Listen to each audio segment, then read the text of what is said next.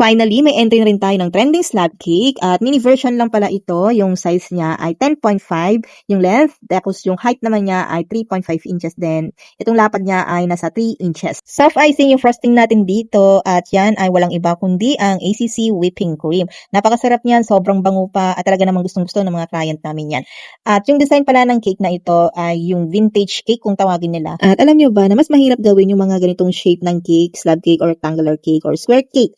Kasi marami siyang edges or corners. At kahit nga may experience na ako, is nahirapan pa rin talaga ako na ma-achieve yung smooth finish kapag slab cake or rectangular cake yung pinofrostingan ko. Pero kahit mahirap talagang tsatsagain ko yan dito, as much as possible, ay talagang inaayos ko siya. Oo, pa hanggat sa makuha ko na yung smooth finish niya side by side. Yung talagang lilitaw yung shape niya, yung edges niya.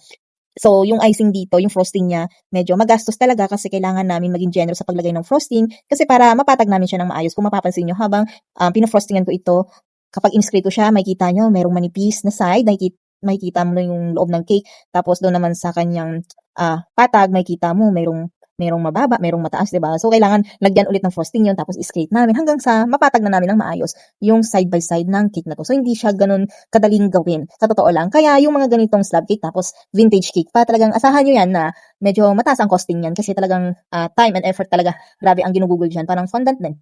Matagal gawin. Unlike doon sa mga print details lang, no? So, yun yung, kumbaga ay, talent mo talaga yung binabayaran dito, hindi lang basta gumawa ng cake. At alam nyo ba, as a baker, talagang madami tayong mga struggles, no? Bago mabuo ang cake, hindi lang yan basta cake lang. Syempre may kwento yan. Sa mga gusto pong umorder, mag-direct message lang po kayo dito sa ating page. At one chat away lang naman po kami, mabilis lang po kaming sumagot. At ito na pala yung design ng ating cake. Malapit nang matapos. Vintage cake siya na Kuromi theme cake. Lagay rin pala ako dito ng rose buds. Hindi ko na masyadong ipapakita sa inyo kung paano natin pinipe dahil may mga separate videos naman po ako na nagpapipe ako dito ng mga flowers. So, pwede nyo pong panoorin dito sa ating reels. Ito na pala ang ating finished product birthday cake ng aking bunsong anak.